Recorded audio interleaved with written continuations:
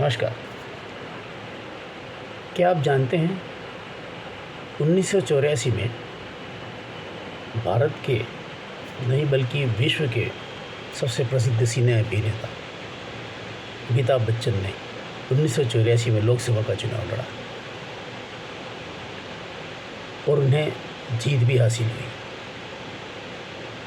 वहीं पर 1999 में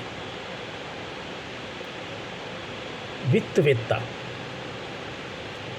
आदरणीय स्वर्गीय श्री मनमोहन सिंह जी ने चुनाव लड़ा था,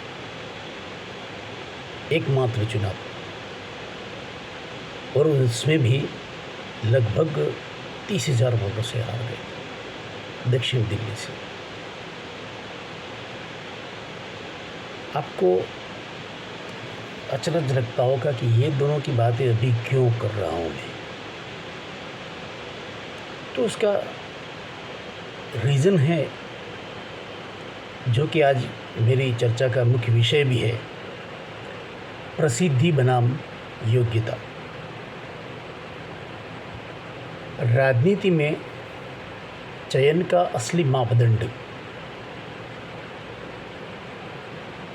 क्या हो, इस पर मैं चर्चा करना चाहूँगा। एक जगह सिने अभिनेता अमिताभ बच्चन, जिसकी प्रसिद्धि ने कांग्रेस को एक सीट दिलवा दी, वहीं पर मनमोहन सिंह जी ने, जो कि सबसे बहुत ही बड़े अर्थशास्त्री कहलाते हैं, वे योग्य होते हुए भी, जिनकी प्रधानमंत्रित्व काल में और वित्त मंत्री रहते हुए आदरणीय स्वर्गीय श्री पी.वी. नरसिम्हा राव के कार्यकाल में जो आर्थिक सुधार लाए, जिसका हम प्रतिफल आज भी देख रहे हैं,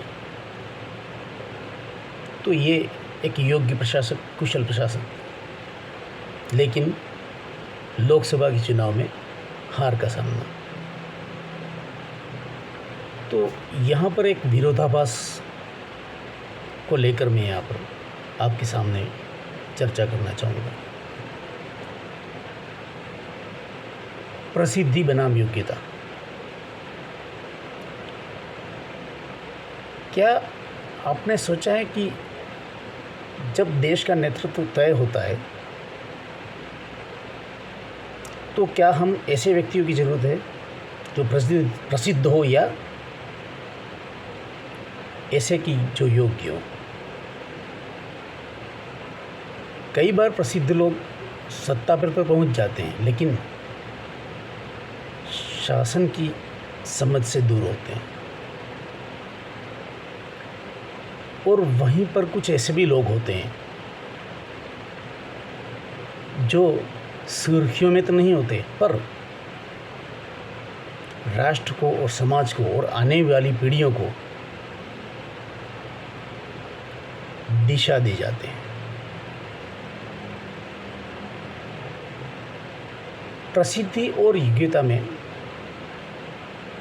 बहुत बड़ा फर्क है।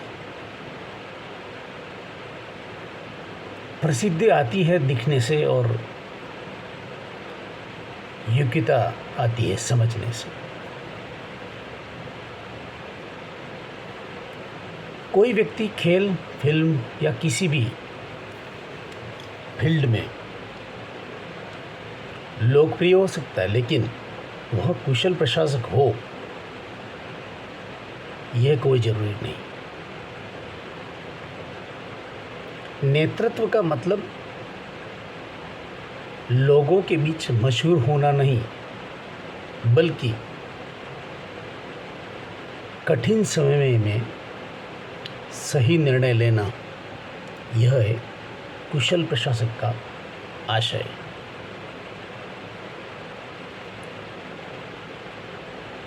मैंने जैसे उदाहरण दिया, डॉक्टर मनमोहन सिंह और नरसिम्हा राव, शांत, संयमी और दूरदर्शी।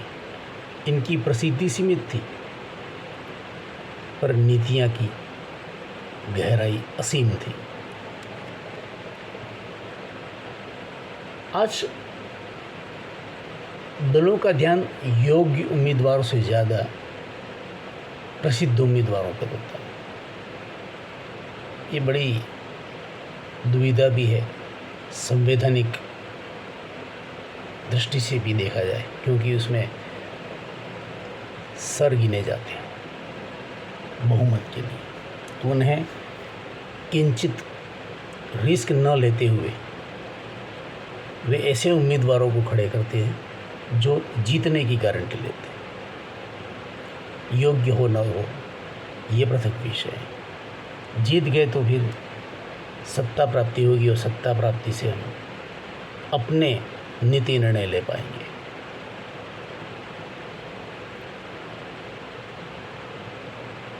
तो दलों का ध्यान सिर्फ या प्रायः प्रसिद्ध लोगों पर होता है जो जीतने की गारंटी देते हैं, सत्ता तक पहुंचने की गारंटी देते हैं। उसमें वंशवाद ने इस समस्या को और बढ़ा दिया,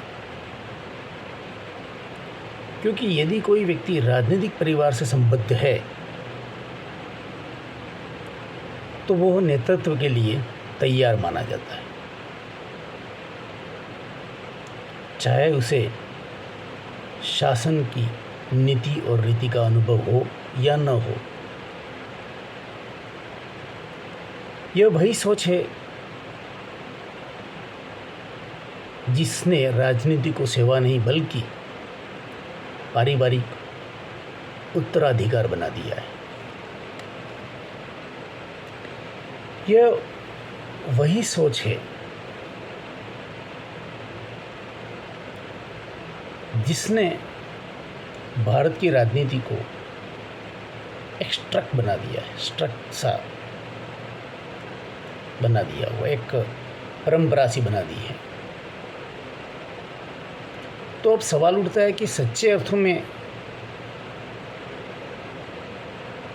राजनीति में योग्य या अच्छे लोग, कुशल प्रशासक परहेज क्यों रखते हैं? क्योंकि उन्हें लगता है कि राष्ट्रहित से पहले व्यक्तिगत हित को तरजीह दी जाएगी। उन्हें यह भय रहता है कि उनकी योग्यता, उनकी ईमानदारी राजनीतिक समीकरणों में दबी रह जाएगी। योग्य व्यक्ति अक्सर सोचता है मेरी जगह नीति नहीं राजनीति चलेगी, और यहीं से शुरुआत होती है उस रिक्त स्थान की जो बाद में प्रसिद्ध लोग भर देते हैं। जब प्रसिद्धि शासन पर हावी हो जाती है तो राजनीति सेवा नहीं, एक छवि या इमेज का माध्यम बन जाती है।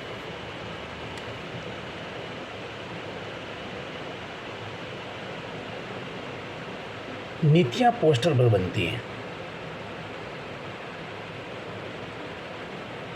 वास्तविक काम फाइलों में दब जाता है।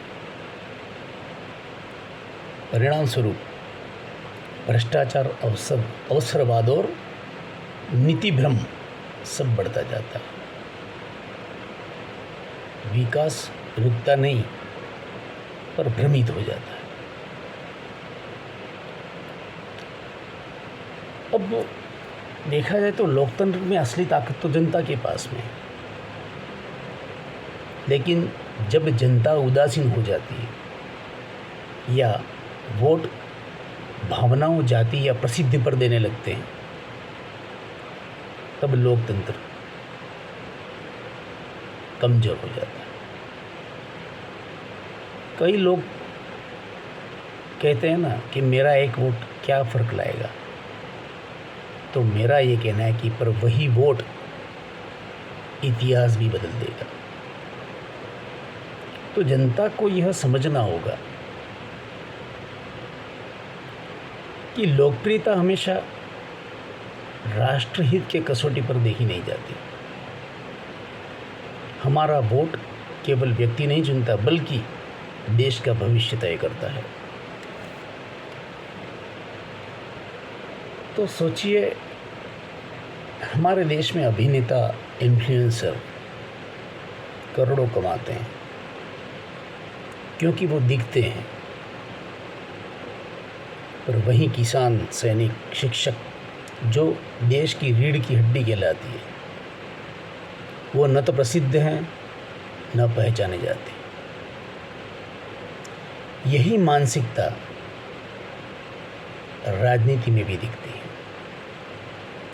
हमारा वोट हमारा नाम देखकर हो जाता है, प्रसिद्धि को देखकर वोट दे दिया जाता है,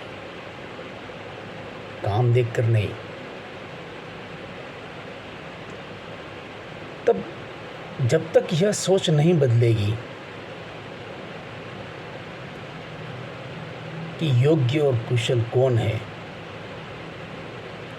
तब तक लोकतंत्र की आत्मा अधूरी रह जाएगी। अब वक्त आ गया है कि जनता में और राजनीतिक दल दोनों में अपनी मानसिकता को बदलना होगा। दोनों अपनी महत्वपूर्ण भूमिका समझनी होगी। दोनों को दल ऐसे उम्मीदवार चुने जो एक बेहतर विकल्प के रूप में हो। ये चुनावी दल का जिम्मेदारी है।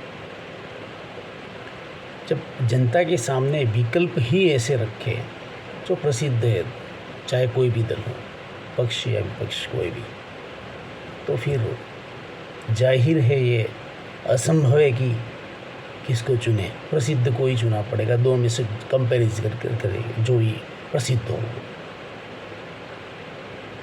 और जनता उसे भी परिपक्वता दिखानी होगी। भावनाओं से नहीं, ईमानदारी के आधार पर वोट देना होगा, क्योंकि चुनाव कोई अहंकार की लड़ाई नहीं, ये देश के भविष्य का निर्णय है। तो अब सवाल उठता है कि क्या हम प्रसिद्ध चेहरों से आगे बढ़कर योग्यता को प्राथमिकता देंगे? क्या हम उस नेता को चुनेंगे जो केवल बोलता नहीं बल्कि सोचता और समझता भी है? और क्या हमारे राजनीतिक दल इतनी हिम्मत दिखाएंगे कि प्रचार नहीं और दृष्टि को अपने नेतृत्व का मापदंड देंगे? क्योंकि लोकतंत्र तभी सशक्त होगा जब प्रसिद्धि नहीं, योग्यता चयन का आधार बनेगी। धन्यवाद।